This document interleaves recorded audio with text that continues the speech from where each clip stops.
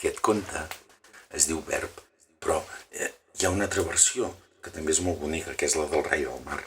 El rei del mar, mireu, era un peix que un dia va decidir, que diria glu-glu.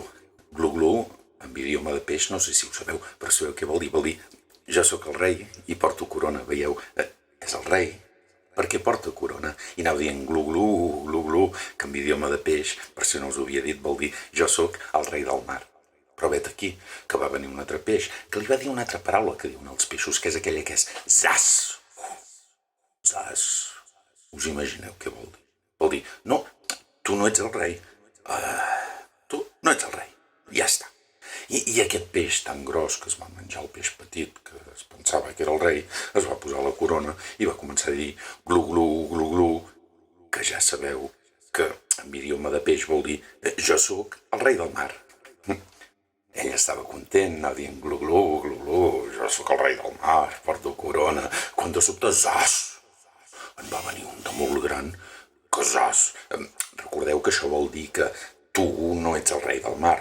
A partir d'ara el rei del mar seré jo, i aquest era tan gros com que s'havia menjat el mitjà i el petit, duia la corona i anava dient glu-glu, glu-glu, i mireu si s'acostava un petit, a mi m'és igual, perquè esclar, com que jo sóc el rei del mar, glu-glu, glu-glu, se'ls mirava i els deia, glu-glu, que jo sóc el rei del mar, glu-glu, glu-glu,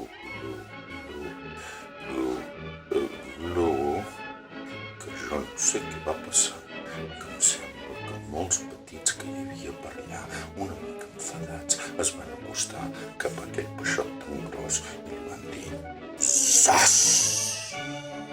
I a partir d'aquell dia em sembla que en aquell mar ja no hi va haver més reis. Potser van fer una república